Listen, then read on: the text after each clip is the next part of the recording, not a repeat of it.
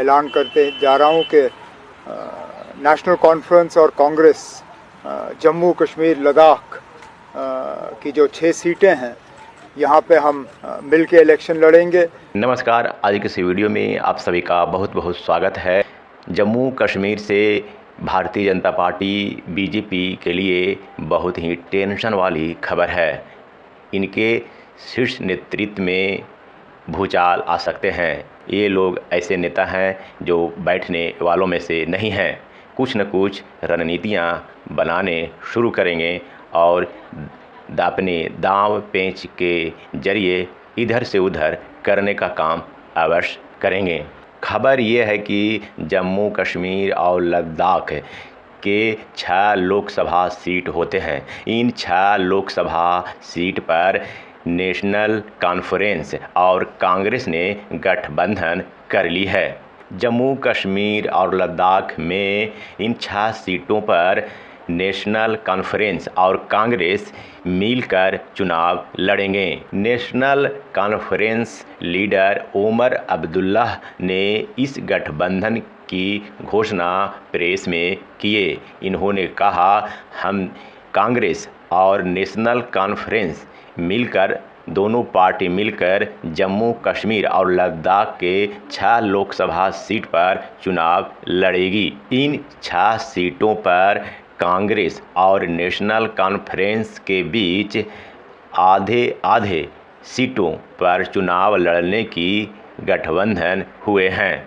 3 seat पर कांग्रेस अपने उम्मीदवार को खड़ा करेगी और 3 सीट पर नेशनल कॉन्फ्रेंस अपने उम्मीदवार को खड़ा करेगी। नेशनल कॉन्फ्रेंस लीडर उमर अब्दुल्ला ने 3 सीट पर उम्मीदवार खड़े हो गए हैं का भी ऐलान कर दिए हैं। उन्होंने प्रेस को बताया कि 3 सीटों पर उम्मीदवार खड़े कर दिए गए हैं। उधमपुर से लाल सिंह, जम्मू से रमन भल्लाजी और अनंतनाग पीरपंजाल से मियां अल्ताफ साहब उम्मीदवार होंगे की घोषणा का निर्णय ले लिया गया है। शेष बचे 3 सीटों पर जल्द से जल्द उम्मीदवार की घोषणा कर दी जाएगी। इंडिया गठबंधन की ओर से खड़े हुए तीनों उम्मीदवार अपने दुश्मनों के दांत खट्टे करने की ताकत रखते हैं। ऐसे उम्मीदवार के रूप में इनकी पहचान है। नेशनल कॉन्फ्रेंस लीडर उमर अब्दुल्ला प्रेस को बोले कि 3 सीट पर हमारे उम्मीदवार खड़े होंगे और 3 सीट पर कांग्रेस के उम्मीदवार खड़े होंगे। 3 सीट पर हम लोग अपने अपने उम्मीदवार का प्रचार प्रसार करेंगे और 3 सीट पर कांग्रेस के उम्मीदवार को मदद के रूप में प्रचार करेंगे।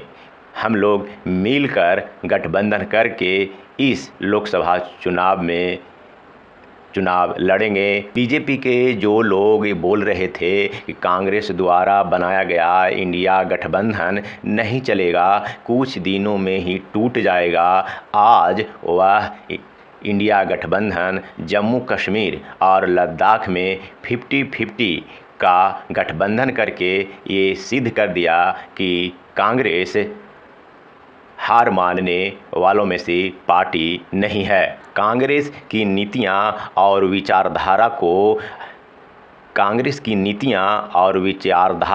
की आलोचना करके इसे दबाया जा सकता है, लेकिन खत्म नहीं किया जा सकता।